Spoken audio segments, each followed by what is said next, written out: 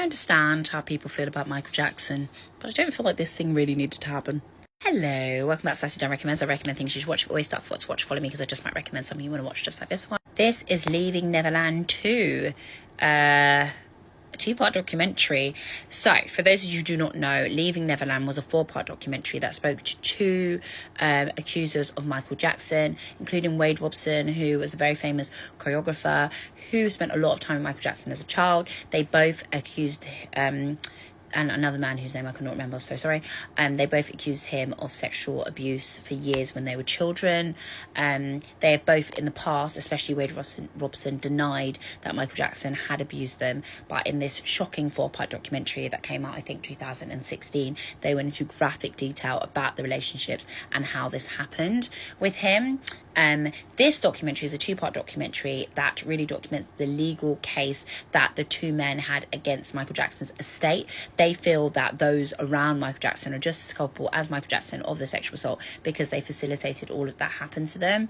I mean, like, I watched Finding Neverland. I found it absolutely harrowing, like really upsetting to like detail to watch.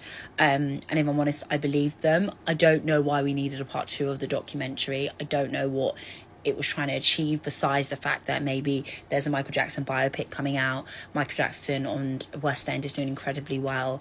There's kind of a re-emergence of joy and celebration of Michael Jackson's music, so it felt like they're like, oh, maybe we should bring this back into limelight, which is absolutely fine. Cool, do what you need to do, but I don't think it really had the impact it planned to.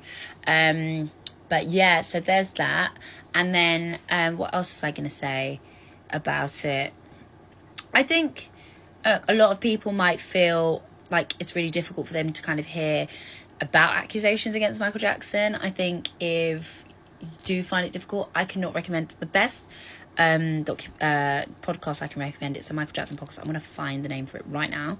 It's a Wondery podcast called Michael Jackson Think Twice, and basically it looks at Michael Jackson's like artistry, his legendary, his childhood, everything that like a fan would want, but then also looks at the accusations in that and just asks you to think twice, think about it more than just like you don't have to ride hard for either way. When you listen to this, you know.